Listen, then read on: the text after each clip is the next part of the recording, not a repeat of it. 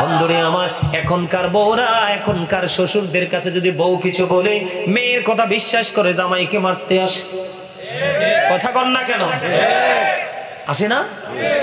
জামাইকে মারতে আসে। অথবা অনেক শ্বশুর আছে জামাইয়ের কাছে আসে না, দূরে গিয়ে জামার বিরুদ্ধে একটা নারী নির্যাতন অথবা যৌতুকের মিথ্যা মামলা দেয়। কিন্তু শ্বশুর বুঝতে চায় না দোষটা আমার মেয়েরও তো হতে পারে। নারীরা যদি মা ফাতেমার দিকে তাকায় তাহলে পর্দা কি জিনিস তারা বুঝতে পারবে। নারীরা যদি মা ফাতেমার দিকে তাকায় তাহলে স্বামীকে কিভাবে স্যালুট জানাতে হয় সেটা তাদের জানতে পারবে। কিন্তু এখন তাদের সেই ফিলিংস নেই। তাদের ফিলিংস হলো বেশি বেশি খাওয়া, বেশি বেশি পড়া, বেশি বেশি ঘুমানো। আমল আখলাক কোনোটাই তাদের মধ্যে নাই। কারণ মা ফাতেমা তো থাক দূরের কথা, এখন নবীজির কথাও মানুষ শুনতে চায় না। কথা বলেন না কেন? নবীজিকে নিয়ে কথা বললে বন্ধু অনেকেই সহ্য করে না। কারণ দিন দিন মুমিনের সংখ্যা কমে যাবে, সঠিক বিচক্ষণতা বোধ সম্পন্ন মানুষের সংখ্যা কমে যাবে, পৃথিবী থেকে শিক্ষা হারিয়ে যাবে, হক্কানি আলেমগুলো মৃত্যুবরণ করবে, তাদের সিনাই করে তারা কবরে এলেম নিয়ে যাবে। পৃথিবী বন্ধু এলেম শূন্য হয়ে যাবে, সাধারণ একটা সমস্যার সমাধানও দিতে পারবে না। এত বেশি মূর্খতা পৃথিবীতে বেড়ে যাবে। বন্ধুরি আমার, মা বোনদেরকে বলবো, আল্লাহ রাসূল বলেছেন আল মারওয়াতু ইযা সাল্লাত খামসাহা ওয়া সাবাত শাহরাহা ওয়া ইহসানাত ফারজাহা ওয়া তুআদ বালাহা ফালতাদখুল মিন আইয়াবাবিল জান্নাতি শাআত। আমার নবী বলেছেন যে স্ত্রী লোক 5 ওয়াক্ত নামাজ পড়বে, রমজান মাসে রোজা রাখবে, লজ্জাস্থানকে হেফাজত করবে, স্বামীর কথা মেনে চলবে, ওই নারীর জন্য 8টা জান্নাতের দরজাই খোলা থাকবে।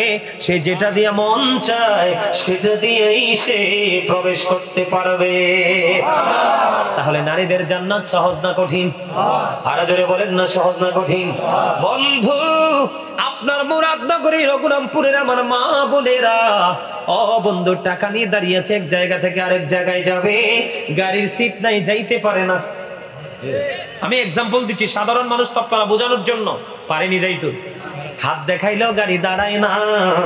তৎকালীন সময় তো এত গাড়ির কোনো ব্যবস্থা ছিল না।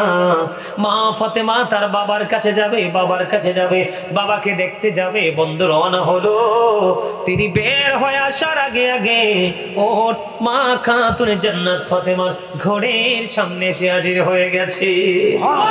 জোরে জোরে বলুন না সুবহানাল্লাহ। বন্ধুরে আমার, এবার ওট মা ফাতেমার সামনে এসে তার জবান খুলে গেল। মা ফাতেমার সাথে ওট কথা বলতে শুরু করলো।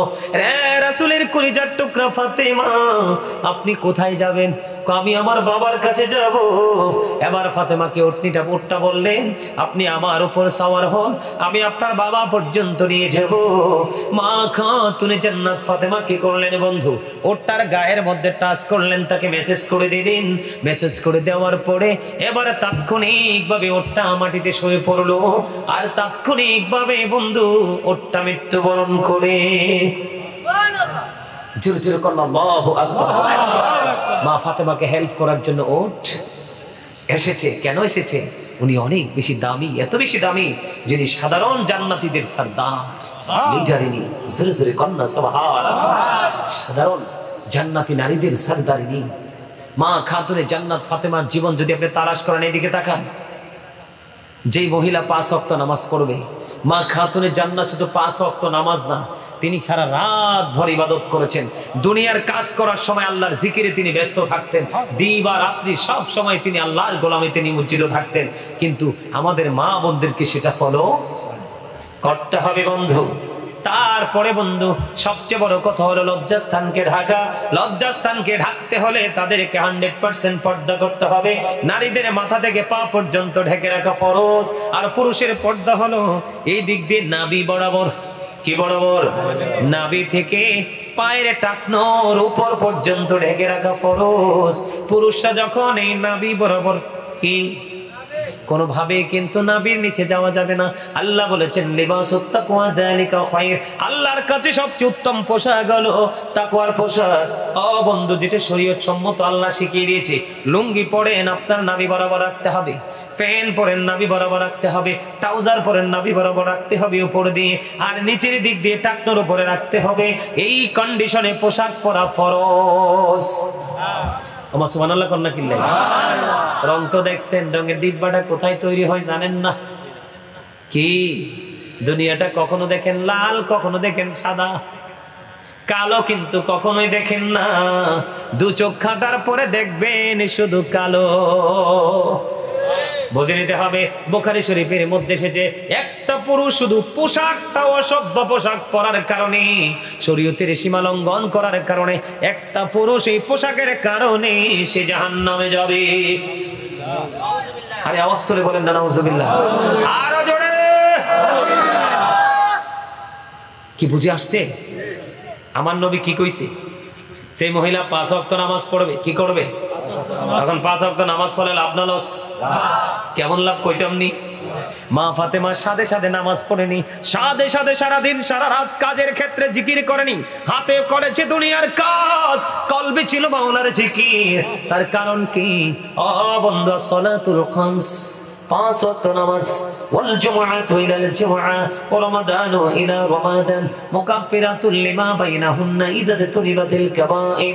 আমার নবী বলেছেন 5 ওয়াক্ত নামাজ যদি আপনি পড়তে পারেন, আমি আমার মা বোনদেরকে বলবো এবং আপনাদেরকেও বলবো, পুরুষ হোক নারী হোক, 5 ওয়াক্ত নামাজ যে ব্যক্তি পড়বে, আমার দিকে তাকান, আমি একটু ভালো করে বলি, ফজর থেকে জোহর পর্যন্ত গ্যাপ আসেনি? জোহর থেকে আসর, আসর থেকে মাগরিব, মাগরিব থেকে ঈশা পর্যন্ত আসে না? এই যে নামাজ পড়ার পরেও কিন্তু মানুষ অন্যায় করে না? ফজর পড়ার পরে অন্যায় করলো, জোহরের নামাজ পড়লো, মাফ হয়ে গেল। সুবহানাল্লাহ কর না। আপনি 5 ওয়াক্ত নামাজ পড়বেন, গেফের গুনাহগুলো মাফের জন্য যথেষ্ট হয়ে যাবে। ওয়াল জুমআতু ইলাল জুমআ, এটা পুরুষের জন্য, কারণ নারীদের মসজিদে যাওয়া জায়েজ নাই। আল্লাহর হাবিব বলেছেন নারীদের সর্বোত্তম মসজিদ হলো তার ঘরের অভ্যন্তর। নারীদের বারান্দার নামাজের চাইতে অনেক উত্তম তার কামরা, তার রুমের নামাজ। সুবহানাল্লাহ বলেন না। একটা পুরুষ যখন যথা নিয়মে জুমার নামাজ পড়বে, মাঝখানে একটি সপ্তাহ গ্যাপ যাবে, আবার তিনি পুনরায় জুমার নামাজ পড়বে। আমার নবী জানিয়ে দিয়েছেন বন্ধু, এই গ্যাপের মধ্যে আগের জুমা এবং পরের জুমার কারণে আপনার গ্যাপের সবগুলো গুনাহ আল্লাহ মাফ করে দিবে। এর মধ্যে আরেকটা মজা আছে, আপনাদেরকে বলে দিতে চাই। যেই ব্যক্তি জুমার দিনে সবার আগে মসজিদে যাবে এবং বের হওয়ার পরে সবার পরে বের হবে, আমার নবী বলে দিয়েছেন উম্মত, জুমার দিনে যেই ব্যক্তি সবার আগে মসজিদে যাবে এবং সবার পরে মসজিদ থেকে বের হবে, বের হয়ে যখন সে তার বাড়ির দিকে রওনা দিবে, তার প্রত্যেকটা কাইকে কদম না কাইক, আপনারা কি বলেন? সাধারণ ভাষায় বলছি, আপনি কাইক বা কদম যেটাই বলেন, প্রত্যেকটা কদম বা প্রত্যেকটা কাইকের বিনিময় আপনার আমলনামায় 1 বছরের নফল ইবাদতের সওয়াব দেওয়া হবে। তাইলে এর চেয়ে দামি নিয়ামত আর কিছু হইতে পারেনি। কথা বলেন না, এর চেয়ে দামি আর কিছু হইতে পারেনি। আমার নবী বলেছেন রমাদানু ইলা রমাদান, এক রমজান থেকে আরেকটা রমজানের মাঝখানে বন্ধু 360 দিনে ধরেন 1 বছর। কত বছর? এই বছরে চলে গেল 30 দিন, এর পরের বছরে বলে তো চলে গেল 30 দিন, মাঝে মাঝে 29 হয়, 30-এ কয় দিন গেল? 60টা রোজা চলে গেল। আরো বন্ধু 300টি দিন আমাদের মধ্যে রয়েছে। এই 300 দিনের গুনার কাফারা হয়ে যাবে এই বছরের রোজা এবং পরের বছরের রোজার মাঝখানে দিনগুলা। তবে শর্ত হলো কবিরা গুনাহ থেকে বেঁচে থাকতে হবে। জোরে জোরে কন্না আল্লাহু আকবার। এই জন্য মা খাতুনে জান্নাত ফাতেমা তিনি এত বেশি আমল করতেন, নফল ইবাদত করতেন, বেশি বেশি করে জিকির করতেন। কারণ আপনি যত বেশি আল্লাহর জিকির করবেন, আল্লাহ আপনার জিকির করবে। মা ফাতেমা এই জন্য বেশি বেশি করে নফল ইবাদত করতেন। নফল ইবাদতের মধ্যে একটা নফল ইবাদতের কথা বলবো, কারণ আমার আলোচনাই হলো মা ফাতেমার জীবন থেকে তত্ত্ববহুল আলোচনা। বন্ধু, আমি আপনাদেরকে বলি, মাগরিবের নামাজের পরে 6 রাকাত তাওবিন আছে না নাই? কথা কয় না? আর জোরে কি মনে করছেন? কিরামান কাতিবিন কাঁদে বসিয়া সকল কর্ম লিখিতেছি হুকুম দিয়া, আল্লাহর হুকুম দিয়া। 40 কদম হাঁটিয়া আসবিরি সজন, মন করে না কিরে হাজির হইবিরি তখন। ঠিক নেই? আইবনি ফেরেশতা, মরতইবনি, সিসি ক্যামেরা দূরে আসেনি। এই জন্য বন্ধু জোরে জোরে আওয়াজ দিতে হবে। আমার নবী বলেছেন মাগরিবের নামাজের পরে যদি কেউ 6 রাকাত তাওবিন নামাজ পড়ে, আপনার প্রয়োজন ছাড়া কোনো কথা বলা যাবে না, প্রয়োজন থাকলে বলতে পারবেন যতটুকু প্রয়োজন। আমার নবী বলেছেন মাগরিবের নামাজ শেষ করার পরে কেউ যদি বন্ধু 6 রাকাত তাওবিন নামাজ পড়ে, একদিনের তাওবিন পড়ার কারণে তার আমল নামায় 12 বছরের নফল ইবাদতের সওয়াব দেওয়া হবে। জোরে জোরে সুবহানাল্লাহ সুবহানাল্লাহ ওয়ালহামদুলিল্লাহ লা ইলাহা ইল্লাল্লাহ মুহাম্মদ ওমা সুবহানাল্লাহ আলহামদুলিল্লাহ লা ইলাহা ইল্লাল্লাহ লা ইলাহা ইল্লাল্লাহ লা ইলাহা ইল্লাল্লাহ শাহাদাতের বাণী ঠোঁটে আসিলেন কাবুলি বলা, মক্কাতে ফুটিল রবি নূরে মিন্ন রে আলা সুবহানাল্লাহ ওয়ালহামদুলিল্লাহ লা ইলাহা ইল্লাল্লাহ লা ইলাহা ইল্লাল্লাহ মুহাম্মাদুর রাসূলুল্লাহ সাল্লাল্লাহু আলাইহি ওয়াসাল্লাম। জোরে কোন আলহামদুলিল্লাহ। নবীজির একজন দাসী যিনি নবীজির প্রস্রাব মোবারক খেয়ে ফেলেছিলেন, আর নবীজি তাকে জান্নাতের খবর দিয়েছিলেন। বন্ধু, উনি বলতেছেন মা ফাতেমা এমন ভাবে তিনি পর্দা করতেন যা কি পৃথিবীর কোনো পুরুষ কোনোদিন দেখতে পায়নি। সুবহানাল্লাহ সুবহানাল্লাহ বিতারেন না।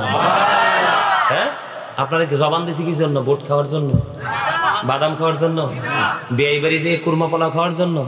তো কি জন্য দিছে? হ্যাঁ, আমার চাচাই কইছে ঠিক কথা। আল্লাহ কইছে ফাযকুরুনি আযকুরুকুম। আল্লাহ বলেছেন remember me then I will remember you. তোমরা আমাকে স্মরণ করো, আমি তোমাদেরকে স্মরণ করব। আল্লাহ বলেছেন তোমরা আমার জিকির করো, আমি তোমাদের জিকির করব। তাহলে কি বোঝা যায়? আপনার জবান কি জিকিরের কাজে লাগাবেন না চা দোকানে? আমার চা দোকানের কথা কইলে কিন্তু অনেকে এখানে রাগ করবে, অনেকে করবে না। বলো মা, আমরা আসল যে দুর্বল জায়গায় হাত দিছি হুজুরে, এনে আর থাকা যাবে না। ঠিক হবে? ঠিক। তাহলে কি করতে হবে? সুবহানাল্লাহ বলেন। আরে আরে জোরে বলেন না সুবহানাল্লাহ। বন্ধুরে আমার, মা খাতুনে জান্নাত ফাতেমা, ও বন্ধু, ওনার পাওয়ার, ওনার মর্যাদা, ওনার শান কত মহান। উম্মে আইমান বলতেছেন একদিন মা ফাতেমা, মা খাতুনে জান্নাত ফাতেমা, ওনার ঘরের মধ্যে শব্দ শোনা যায়, জাতা ঘোরানোর শব্দ শোনা যায়। তখন ওই উম্মে আইমান বলতেছেন আমি কি করলাম? ফাতেমার ঘরের দিকে আমি নজর দিলাম, নজর দিয়ে চাইয়া দেখি খাতুনে জান্নাত ফাতেমা ঘুমিয়ে আছে। তার যে সন্তান হযরতে হাসান রাদিয়াল্লাহু তাআলা আনহু, তিনিও ঘুমাচ্ছে, কিন্তু জাতা ঘোরানোর শব্দ তিনি শুনতে পাচ্ছে। অটো এটা ঘুরতেছে। জোরে জোরে কন্যা সুবহানাল্লাহ। আর জোরে বলেন না সুবহানাল্লাহ। ও বন্ধু, হযরতে হাসান রাদিয়াল্লাহু তাআলা আনহুর কাছে কে জানি বন্ধু পাহারা দিচ্ছে। মা খাতুনে জান্নাত ফাতেমা ঘুমায় রে, কিন্তু ওনার কাজ তো অটোমেটিক্যালি হয়ে গেছে। তিনি আওয়াজ শুনতে পাচ্ছে, কিন্তু প্র্যাকটিক্যালি তিনি কিছু দেখতে পায় না। ওনার ঘরের দিকে নজর দিয়ে চাইয়া দেখলেন, কিছু দেখা যায় না। ও বন্ধু, ওনার ঘরে কিন্তু কাজটা চলমান আছে। বন্ধুরে আমার, তিনি কোনো চিন্তা করতে না পেরে দৌড়ে চলে গেলেন। যাইতে যাইতে প্রাণের নবীর কাছে চলে গেলেন, যে বললেন ইয়া রাসূলুল্লাহ, ইয়া হাবিব আল্লাহ, নবী গো, ও প্রাণের নবী, নবী গো, ফাতেমার ঘরের মধ্যে দেখতে পাইলাম ফাতেমা ঘুমিয়ে আছে। আপনার কলিজার টুকরা হাসান রাদিয়াল্লাহু তাআলা আনহু ঘুমিয়ে আছে, কিন্তু ফাতেমার ঘরে জাতার শব্দ শুনতে পেলাম। অটোমেটিক্যালি এটা ঘুরছে, কাজ চলমান আছে। ইয়া রাসূলুল্লাহ, এটা কেমন করে সম্ভব? এবার মা খাতুনে জান্নাত ফাতেমার মর্যাদা বোঝানোর জন্য আমি আপনাদেরকে বলে দিতে চাই। বন্ধুরে আমার, এবার আমার নবী বললেন উম্মে আইমানকে ডেকে ডেকে, শোনো, এটা পৃথিবীর কোনো মানুষের কাজ নয়। ফাতেমা কাজ করতে করতে করতে করতে সে ক্লান্ত হয়ে গেছে। কি হয়ে গেছে?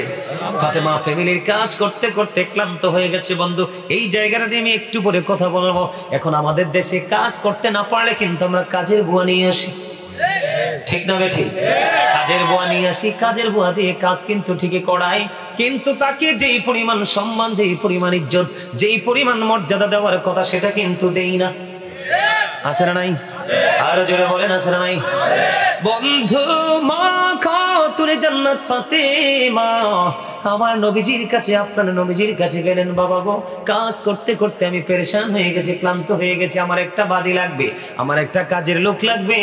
আমার নবীজি ডেকে ডেকে বললেন, মা গো তোমার কাজের লোকের প্রয়োজন নেই, তুমি কষ্ট করে কাজটা করে নাও, কারণ তুমি যে তোমার ফ্যামিলির কাজগুলো করছো এটার বিনিময়ে তোমার আমল নামায় সওয়াব চলে আসতেছে। তুমি যদি কাজের লোক দিয়ে কাজটা করো, তুমি যদি কাজের লোক দিয়ে কাজটা করো তাহলে তুমি সেই সওয়াবটা পাবে না। কিন্তু মা খাতুনে জান্নাতকে যদিও নবীজি বুঝিয়ে দিয়েছেন, নবীজির বোঝ শুনে তিনি চলে আসলেন, কাজের বড় চিন্তা তেনার মাথা থেকে সরিয়ে দিলেন। কিন্তু আল্লাহ রাব্বুল আলামিন তো মা খাতুনে জান্নাতকে ভালোবাসেন, তাকে তিনি পছন্দ করেতেন। সাধারণ যে মুমিনা যারা জান্নাতি হবে, সাধারণ রমণী, তাদের জান্নাতে সরদারিনী লিডার হিসেবে কবুল করেছেন।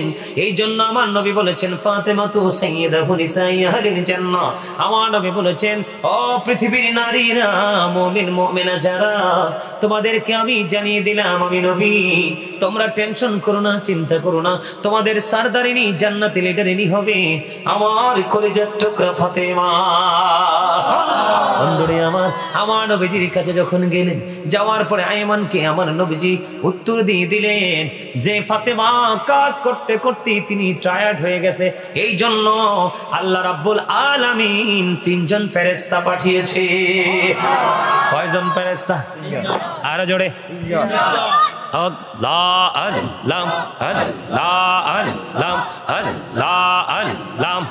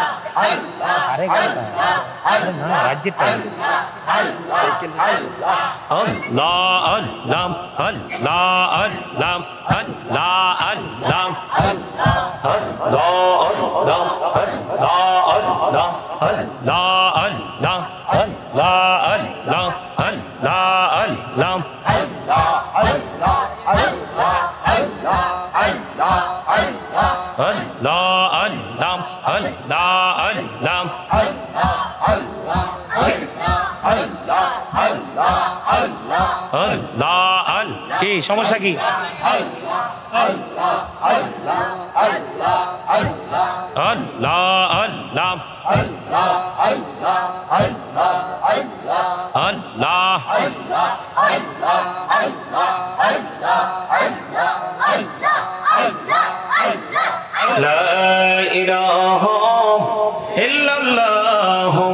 মুহাম্মাদুর রাসূলুল্লাহ সাল্লাল্লাহু আলাইহি ওয়াসাল্লাম। জোরে জোরে বলেন আলহামদুলিল্লাহ।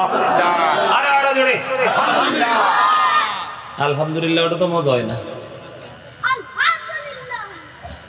মা খাতুনে জান্নাত ফাতেমা, ওনার জন্য আল্লাহ রাব্বুল আলামিন সাহায্য করার জন্য পাঠিয়ে দিলেন ফেরেশতা। আমরা বর্তমান যুগের মা বোনদেরকে বলে দিতে চাই, তারা ফেরেশতাদের কাছ থেকে সাহায্য পাওয়া তো দূরের কথা, নিজের পেটের সন্তানের কাছ থেকেও তারা সাহায্য পায় না। ঠিক না ঠিক? কারণ বন্ধু, সন্তান গর্ভে নিয়ে ভালো কাজ করেনি, পৃথিবীতে আসার পরেও সন্তানকে সঠিক শিক্ষাটা দেয়নি, এই জন্য পৃথিবীর নারীরা তারা দামি হতে পারে না। কি বুঝতে পারলেন? মা ফাতেমার ইজ্জত দাম আছে না নাই? এই জায়গাটা মা বোনদের ফলো করার দরকার আছে না? আরে যারা বলেন না, মা খাতুনে জান্নাত ফাতেমা তিনি কি করবে? আমার নবীজির কাছে যাওয়ার জন্য প্রস্তুতি নিলেন। উনি ওনার ঘর থেকে নবীজির হুজরার মধ্যে যাবে।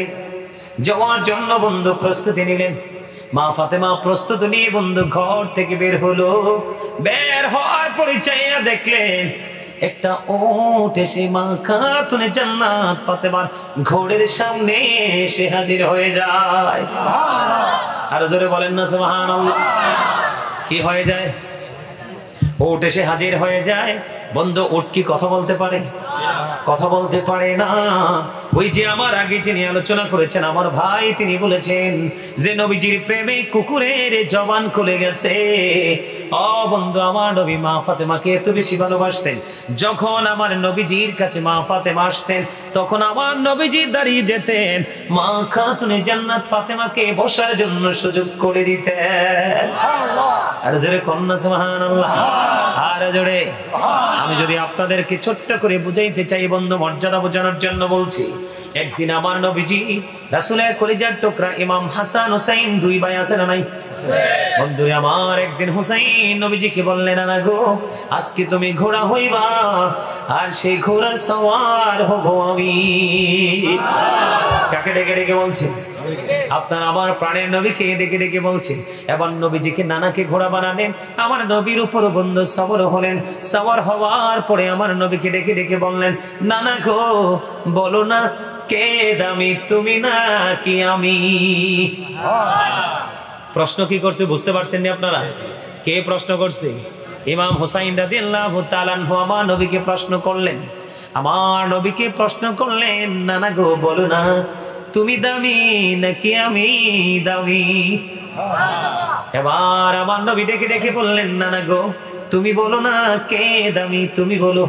এবার ইমাম হুসাইন ডেকে ডেকে বলছেন, নানা নানা গো তোমার চাইতে আমি দামি। এবার আমার নবী একটা ডাক দিয়ে বললেন, নানা গো বলে দাও না কেমন করে তুমি দামি? নবীজি খবরটা জানে কি জানে না? নবীজির জানার ক্ষমতা আছে না নাই? বন্ধুরে আমার, এবার ইমাম হুসাইন ডেকে ডেকে বলে, আমার নানা রাহমাতুল লিল আলামিন, তোমার নানা তো আমার নানার মতো না। নানা নানা গো আমার বাবা শেরে খোদা আলী, তোমার বাবা তো আমার বাবার মতো না। আমার মা খাতুনে জান্নাত ফাতেমা, জান্নাতে মহিলাদের সরদারিনী, তোমার মা তো আমার মায়ের মতো না। এই জন্য আমি তোমার চাইতেও দামি। আমার নবীজি কলিজার টুকরা হুসাইনের, ছোট্ট হুসাইনের বিচক্ষণতা দেখে, তার বিবেকের প্রসারিত অবস্থা দেখে আমার নবী আশ্চর্য হয়ে গেলেন বন্ধু। এই জন্য বলছি মা ফাতেমার সন্তান কত দামি। ইনি যুবকদের জান্নাতের সরদারিনী, মা খাতুনে জান্নাত ফাতেমা, তিনি মা বোনদের জান্নাতে সরদারিনী। ওই মা ফাতেমাকে যদি কোনো নারী ফলো করতে পারে তাহলে সে কোনোদিন বন্ধু জাহান্নামে যাবে না। আপনারা জানেন না, আমার নবী প্রতিদিন দেখতেন বন্ধু মা ফাতেমার জীবনী থেকে সাধারণ নারীদের জন্য শিক্ষা। মা ফাতেমার ঘরের উপর প্রতিদিন দেখতেন একটা নূরের রশ্মি আসতো। সুবহানাল্লাহ কন্যা। নূরের একটা ঝলক, কি একটা নূর আসতো প্রতিদিন। হঠাৎ করে সেই নূর আসা বন্ধ হয়ে গেল। এই নূর কেন আসা বন্ধ হয়ে গেল? যেই দিন থেকে বন্ধু মা ফাতেমার ঘরে নূর আসা বন্ধ হয়ে গেল, সেই দিন থেকে মা আমার নবীও মা ফাতেমার ঘরে আসা বন্ধ করে দিল। তাদের স্বামী স্ত্রীর মধ্যে ছোট্ট একটা বিষয় নিয়ে একটু গরমিল ছিল। এই গরমিল থাকার কারণে নূর, ওই নূরের ঝলক আসা বন্ধ হয়ে গেল। যখন আবার স্বামী আর স্ত্রী তাদের মধ্যে মিটমাট হয়ে গেছে, তখন পুনরায় আবার নূর আসতে শুরু করলো। আমার নবী পড়ে মা ফাতেমার ঘরে কদম বাড়িয়ে দিয়েছে। জোরে জোরে সুবহানাল্লাহ। এও খাবারে লবণ না দিলে খাইতে পারবেন না কেন? হ্যাঁ, টেস্ট নাই, তার মানে মজা হয় না। সোজা কথা কোন, মজা হয় না। খাবারে লবণ না দিলে যেমনি মজা হয় না, আল্লাহ আল্লাহ রাসূলের সাথে প্রেম করতে না পারলেও আমল মজা লাগে না। আপনি আমল করার আগে একটু প্রেম করেন। জিকির করলাম, ওয়াজ করতেছি, টাইম না আমি, আর আপনারা মনে মনে করেন আমরা দুর্বল হয়ে গেছি। এটা কি উচিত কথা? কথা বলেন, এটা কি উচিত? এতগুলো মানুষ জিকির করলে তো ফাড়াই লাউনের কথা। জিকিরের আওয়াজ তো বালা না। করে না যে এতক্ষণে কইছে কামের কথা। এই আমার দিকে চান, এই জবান কিন্তু বোট বাদাম খাওয়ার জন্য, গীবত করার জন্য, দোয়ানে বইয়া বইয়া খালি এই জনের বদনাম এই জন বদনাম করার জন্য দিছে না। আল্লাহ জবান দিছে আল্লাহর জিকির করার জন্য। তো কি জবাব দিবেন আল্লাহর কাছে যাইয়া? আল্লাহ না কইছে শক্ত করে বানবো, হিসাব নিব। আল্লাহ কইছে সাবধান হও, বাঁচতেও পারতা না, মরতেও পারবো না, পালাতেও। তাহলে আমাদেরকে কি করতে হবে? সাবধান হওয়া। আপনি কি সহজ মনে করছেন? এই কারণে বন্ধু, যারা বুজুর্গ হয়েছে, যারা আল্লাহর ওলি হয়েছে, একটু যদি আমি অ্যাড করতে যাই, হযরতে রাবিয়া বসরীর নাম আপনারা শুনছেননি? হযরতে রাবিয়া বসরী বন্ধু লুকিয়েছে। হাসান বসরী বলতে পারলো না, কিন্তু হাসান বসরী যখন লুকাইলো, রাবিয়া বসরী তাৎক্ষণিক ভাবে বলে দিল। এখানে কি পাওয়ারের একটু বেশ কম আছে বলে মনে হয় না? কথা বলেন না কেন? আরো জোরে কোন বন্ধু, বুঝে নিতে হবে হযরতে রাবিয়া বসরী তিনি একজন আল্লাহর ওলি ছিলেন। ঘরের মধ্যে কোনো প্রদীপ নাই, ঘরের মধ্যে কোনো বাতি নাই, ঘরের মধ্যে কোনো মোম নেই। হঠাৎ করে দেখা যায় রাবিয়া বসরীর ছোট্ট কুটির, এটার মধ্যে প্রদীপ জ্বলতেছে। পরে চাইয়া দেখলেন যে প্রদীপটা কোত্থেকে জ্বলে। ওনার এই আঙ্গুলের মাথা থেকে মোমের মতো প্রদীপ জ্বলে, আর এই প্রদীপের আলোয় পুরো ঘর আলোকিত হয়ে গেছে। বন্ধু, নারী হোক বা পুরুষ হোক, আল্লাহর প্রিয় হতে পারে। আল্লাহর প্রিয় হওয়ার জন্য যদি শর্ত হলো ইমানদার হতে হবে। কি করতে হবে? ইমানদার হতে হবে। 2 নাম্বার শর্ত হলো আল্লাহকে ভয় করতে হবে। আল্লাহ বলেছেন আল্লাযীনা আমানু, যারা ঈমান এনেছে, ওয়া কানু ইয়াত্তাকুন, এবং তাকওয়া অবলম্বন করেছে। আল্লাহ বলেছেন লাহুমুল বুশরা, তাদের জন্য সুসংবাদ, ফিল হায়াতিদ দুনিয়া, দুনিয়ার জীবনে, ও ফিল আখিরাহ, এবং পরকালের জীবনে। জোরে জোরে সুবহানাল্লাহ। বন্ধুরে আমার, যারা বন্ধু আল্লাহর প্রিয় হয়েছে, সাধারণ আল্লাহর ওলি, তারা তো নবীর আহলে বাইত, নবীর বংশধরের অন্যতম সদস্য, মা খাতুনে জান্নাত ফাতেমা। এই কারণে বেশি বেশি করে তারা দুনিয়ার আরামায়েশ, তারা দুনিয়ার খাবার দাবারের চাইতে সবচেয়ে বেশি মজা পেতেন আল্লাহর গোলামি করে। এই জন্য আপনি তাদেরকে ফলো করতে হবে, মা বোনদেরকে তাদেরকে ফলো করাতে হবে। আপনারা আলেমদের সাথে সম্পর্ক করে, আলেমদের মাধ্যমে ছোট্ট ছোট্ট করে লাইব্রেরি থেকে বা বিভিন্ন জায়গা থেকে এইগুলো সংগ্রহ করে করে তাদেরকে দিবেন। তারা এগুলো পড়বে, তারা জানবে, জানার পরে তারা মানবে। না জানলে কখনোই মানা যায় না। ঠিক কিনা বলে? আমরা কি মরবো না? তারপর কাছে মৃত্যুবরণ করতে হবে না? অবশ্যই মৃত্যুবরণ করতে হবে, কিন্তু মৃত্যুবরণ করতে হলে আপনি কাউকে না কাউকে অনুসরণ অনুকরণ করতে হবে। কাউকে না কাউকে কি করতে হবে? অনুসরণ অনুকরণ করতে হবে। জোরে জোরে বল, ঠিক না? ঠিক। আমার ভাই আমার কাছে একটা অনুরোধ করেছেন, আপনাদেরকে বাস্তব কথা দ্বারা আমি একটা গজল বেশি বেশি গাই। এই গজলটা একটু আপনাদেরকে শোনাবো, আপনারা কি শুনবেন? আরো জোরে শুনবেন? পারলে আমার সাথে একটু সুর দিবেন। মাটির পিঞ্জিরা ভাঙ্গিয়া চড়িয়া, একদিন তো যাইবে পাখি ছাড়িয়া ছাড়িয়া। বলেন মাটির সবাই ভাঙ্গিয়া চড়িয়া, একদিন তো যাইবে পাখি ছাড়িয়া ছাড়িয়া। ছেলে মেয়ে আসিয়া খুলে নিবে তুলিয়া, চুমু খাবে চোখের পানি ছাড়িয়া ছাড়িয়া। ছেলে মেয়ে আসিয়া কাঁদবে চিৎকার মারিয়া,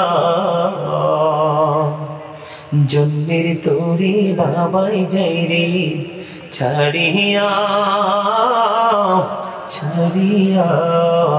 বলেন মাটির ছড়িয়া, একদিন তো যাইবে পাখি ছাড়িয়া ছাড়িয়া।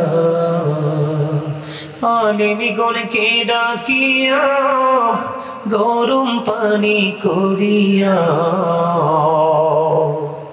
সাপ করাইয়া করাইয়া জানাজা পড়াইয়া মোর্দার খাটে চড়াইয়া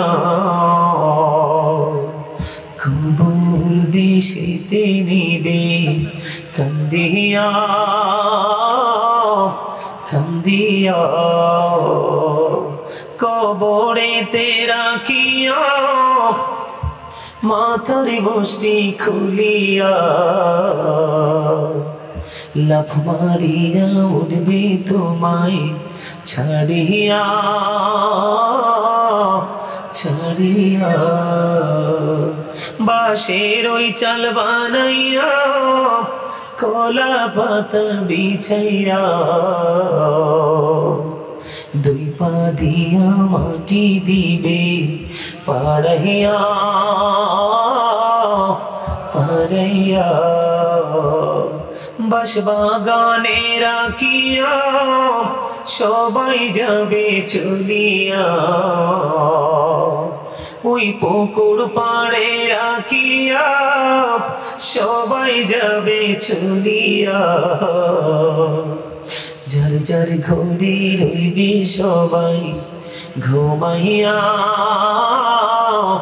ঘুমাইয়া এই হইল ভাই দুনিয়া কেউ তো কারো আপন না আল্লাহ ছাড়া আর তো আপন পাইবা না পাইবা না সময় বেশি বাকি নাই নিঃশ্বাসের তো বিশ্বাস নাই বলেন সময় বেশি বাকি নাই নিঃশ্বাসের তো বিশ্বাস নাই সময় থাকতে গুনাহ মাফ লও চাহিয়া চাহিয়া আল্লাহর জিকির করিয়া জবান রাখো বিজয়া মৃত্যু কষ্ট যাইবে দূরে সরিয়া সরিয়া আলেমি গুণকে ধরিয়া এলেম কালাম শিখিয়া রোজা নামাজ লৌরি সাথী বানাইয়া বানাইয়া বলেন মাটির ভাঙ্গিয়া ছড়িয়া একদিন তো যাইবে পাখি ছাড়িয়া ছাড়িয়া মারহাবা কোন কথাগুলো থেকে কিছু বুঝতে পারছেন?